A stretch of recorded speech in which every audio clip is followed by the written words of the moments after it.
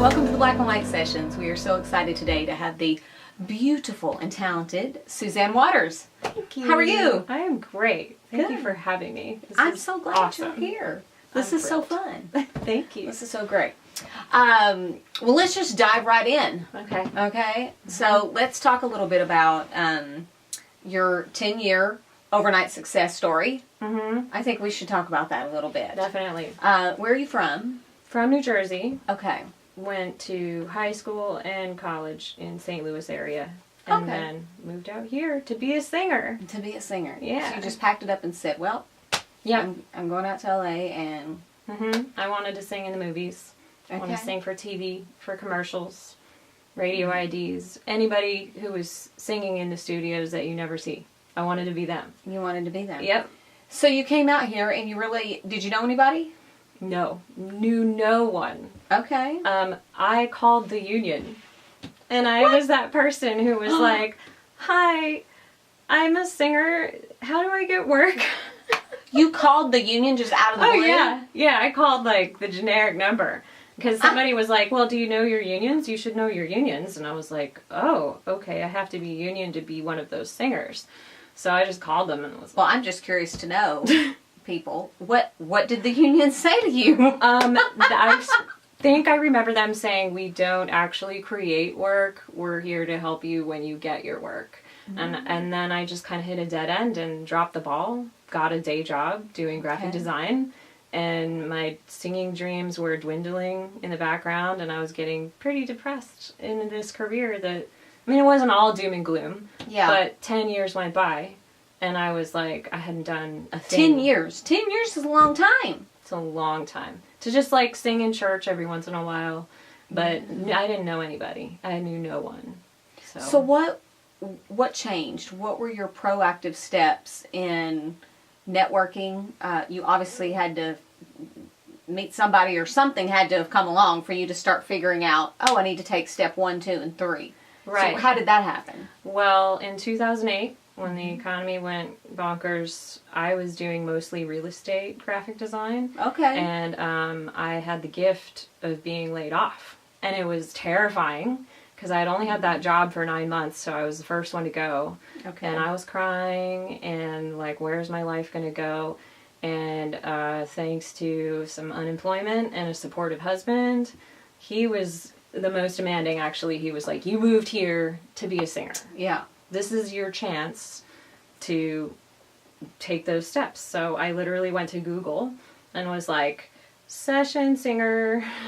And I found Angela Michael was at the top. There were other people Ayana Haviv, and I just started researching them and seeing what they did. And I called Angela and was like, will you please have coffee with me? And she took pity on the stranger, had coffee with me, and just gave me a couple tips, like, who should I take lessons with? So I started taking lessons with Gerald, and, you know, it was like one thing after the other, and I started learning how the town worked, and started singing as much as possible. Kind of got like a cheap little home studio set up, started listening to myself a lot.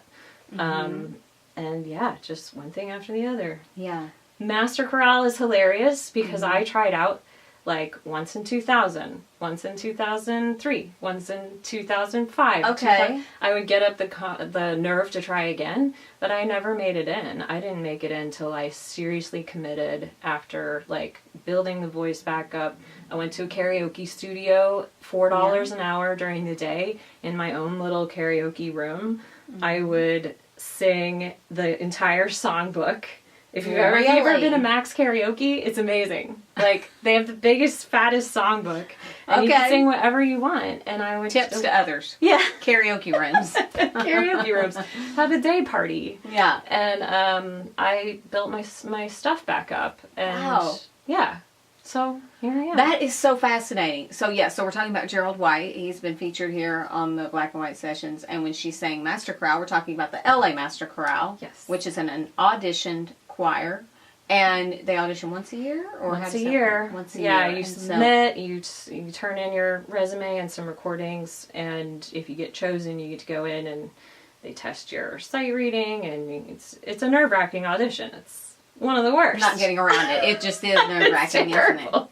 But it really did. It was a good stepping stone for you to building some credibility. Yes. And some respect amongst your peers and beyond. And so that probably did help you in starting to get into the film singing. Right. So let's talk about that a little bit. So film singing, session singing as a film singer, you have worked in large choir groups, small groups, and solo work for film. I feel like a lot of the people that have been here, there have been that core group that have a lifetime of credits for singing on films. Not as many talk about doing solo work in films. So I'd love to hear from you a little bit about how does that happen? So how do you get plucked out of the big group? How does that even work?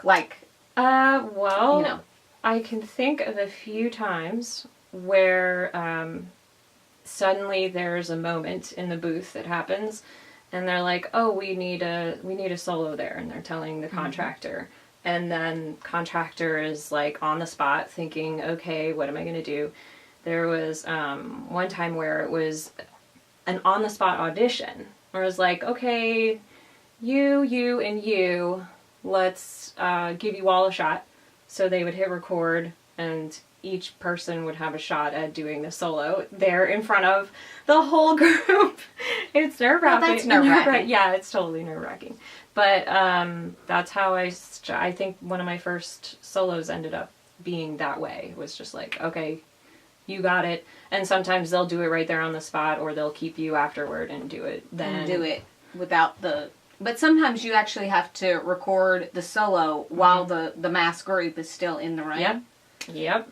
Well, that's just really yeah. spectacular. Somehow, I go into a place, I don't know where that is. Yeah. I try to describe it, but my heart is, it's certainly going crazy, but I just focus so hard.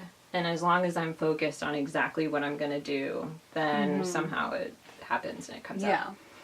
Well, in talking about that, while we're on the topic, I know you recently were featured in the Wrinkle in Time film that's out, and can you talk to us a little bit about what did you do in that film, or what is your step out, or any of that kind of stuff? I haven't seen the film yet. Okay. But I know that it just came out, so it's okay that she hasn't seen it yet. I need to get into to see it. Yeah. But I think there's at least recorded are a couple of solo. A lot of composers go for that pure tone, floaty voice.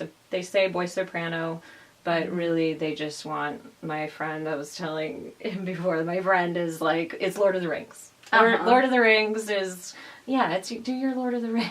Okay. And it just floats and, ethereal, moody. And Ramin, the composer of Wrinkle in Time, actually remembered me from doing a little duet in the Game of Thrones tour. Okay. And so he already knew, I know her. She has that straight tone, floaty thing. And that's been a great calling card for me. That's so great. The ethereal, floaty soprano. Which is great to have that, because although you're versatile and you can do a lot of different things, it's good. It's good and bad, I guess, for people to know you for a certain thing. But in some regards, in this way, right? I don't mind. It's a go-to, and it's great. Yeah. And it's worked out great. Yes. What from this point, because you've had work with TV and film and on camera, off camera. What are your goals now? How are you feeling in the climate of the industry right now? How do you feel about your need to keep yourself relevant? What does that look like for you going forward, looking to the future? I think it's an interesting place to be, because I feel like I came from, I'm so lucky to be here, anything I get is great and nothing to lose, and now it's about maintaining.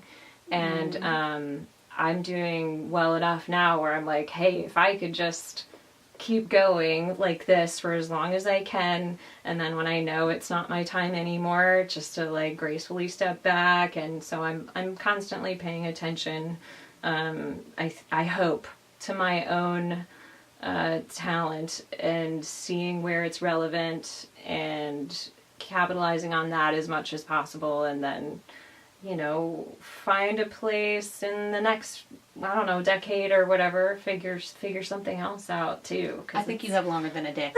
I think you're okay. I think we can give you maybe a little bit longer than a decade, but okay. Fingers crossed. Well, it is. It is a push-pull. We talk about this industry is very interesting in that there's no roadmap to success. Right. And it's different for every person. Right. And all of that. So yeah. Hopefully I can keep on generating more. Yeah. But, I'm so grateful for everything I've gotten so far that I'm just like, okay. If I had to quit tomorrow, I would still be like, sweet, that was awesome. You'd have all the memories and back to graphic design. I don't know. Exactly. Yes. Well, thank you so much for being here. I just can't thank you enough. I love you, and we've known each other now for a long while. I know, and we have sung together. Yes, we have. On awesome stages together. Yes, we've had some fun memories. Back to our X Factor, not contestants, but singing behind the contestants. Solo soprano. Yes. All right. Well, thank you so much. You guys will love her video. If you have not seen her black and white session yet, please check out Suzanne Waters. It's so beautiful. Thanks, Keri. And we hope to see you again soon. That would be great. Okay. Bye. Bye.